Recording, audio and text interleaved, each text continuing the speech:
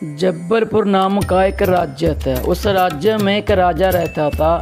उसके पास एक बकरी थी जो बहुत खाना खाया करती थी। इस बात को लेकर राजा बहुत चिंतित था।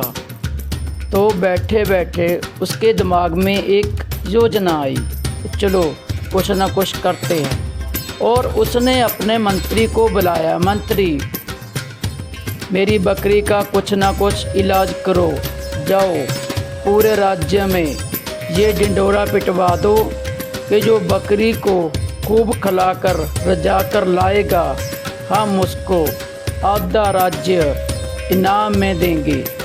जाओ देर मत करो, जल्दी जाओ। मंत्री एक सेवक को बुलाता है, सेवक अभी गांव में जाओ और ये ढिंढोरा पिटवा दो कि जो राजा की इस बकरी को रजाकर लाएगा उसको राजा जी अपना आधा राज्य इनाम में देंगे। जाओ जल्दी जाओ। सुनो सुनो सुनो, सभी गांव वाले सुनो, जो महाराज की बकरी को खूब रजाकर लाएगा महाराज उसको आधा राज्य इनाम में देंगे। जाओ जल्दी जल्दी राज्य में जाओ और अपनी किस्मत आजमाओ।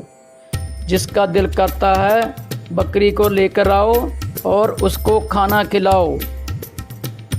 तभी गांव का एक आदमी महाराज से वो बकरी लेकर आ जाता है। चलो बकरी, तुम्हें मैं खाना खिलाऊंगा, खूब खिलाऊंगा, चलो मेरे साथ। वह बकरी लेकर चल देता है। लो बकरी, खूब खाओ, इतनी मोटी दाढ़ी हो जाओ कि राजा भी तुम्हें पहचान ना सके। खाओ खाओ, खूब खाओ, ताकि मेरे को आधा राज्य मिल सके। खा ले मेरी बकरी, खा खा, खूब दाढ़ी तकड़ी हो जा। और फिर वो राजा के पास आता है, महाराज मैंने आपकी बकरी को खूब खिलाया है, खूब रजाकर लाया हूँ, अब जल्दी से मुझे मेरा आधा राज्य दे दीजिए। और इस बकरी को अपने सेवक को बोलो चेक कर लेगा खाती है कि नहीं, और फिर मेरा राज्य मुझे दे दो। मंत्री तभी सेवक को बुलाता है, सेवक जाओ इस बकरी को लेकर जाओ और देखो ये खाती है कि नहीं, अगर कुछ खाती है तो मुझे बताओ। अरे ये बकरी तो खाना खा रही है, महाराज को बताना पड़ेगा। वो आदमी झूठ बोल रहा है, बकरी तो खाना खा रही है। चलो इस बात की इत्तला महाराज को दे देते हैं। चलो राज्य में। वो आदमी राज्य में आके, महाराज की जय हो महाराज, वो आदमी झूठ बोल रहा था। इस बकरी ने तो जाते ही खाना शुरू कर दिया। मैंने बहुत देर रोक कर देखा कि खाती कि नहीं, इसने तो जाते ही अपना खाना शुरू कर दिया। वो आदमी झूठ बोल रहा है।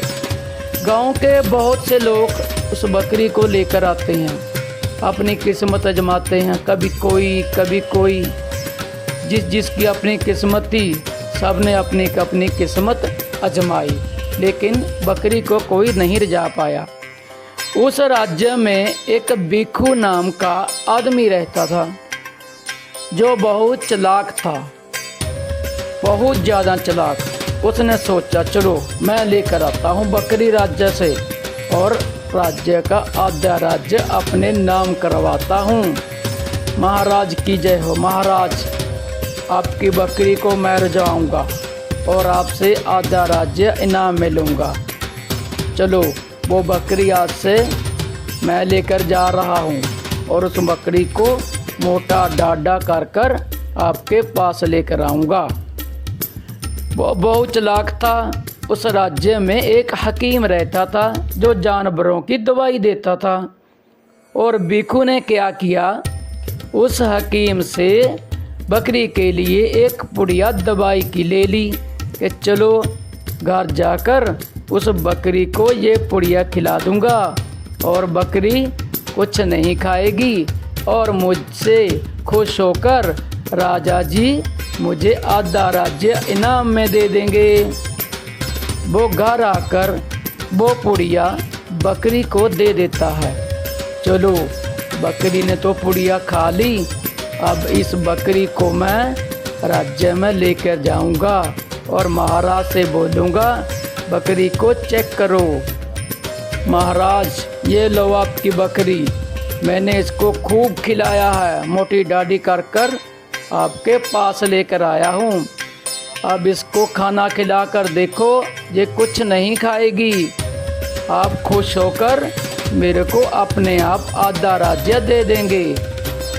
तभी महाराज सेवक को बुलाते हैं, सेवक जाओ इस बकरी को देखो, ये खाना खाती है या नहीं, चेक कर कर लाओ। जाओ, जल्दी लेकर जाओ बगीचे में, क्या ये खाती है? अगर खाती है तो मुझे बताओ, नहीं खाती तो भी मुझे बताओ। अरे, ये बकरी तो कुछ भी नहीं खा रही, इसका मतलब वो आदमी सच्चा है। चलो, महाराज से बोल देते हैं, महाराज वो आदमी सच्चा है, इस बकरी ने कुछ भी नहीं खाया। महाराज की जय हो। महाराज, ये बकरी ने कुछ भी नहीं खाया, मैंने गार्डन में, बगीचे में इसको खाने के लिए छोड़ दिया, लेकिन ये कुछ नहीं खा रही थी।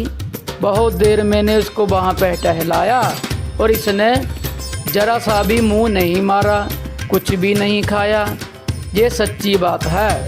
महाराज बोश होकर उस भिखू को बुलाते हैं, भिखू तुम्हारे काम से मैं बहुत प्रसन्न हूँ, आधा राज्य मैं तुम्हें इनाम में देता हूँ। तुमने मेरी बहुत बड़ी मुश्किल को हल कर दिया है। जाओ, मौज करो और आधा राज्य आज के बाद तुम्हारा और ये बकरी भी तुम्हारी। जाओ, ले जाओ।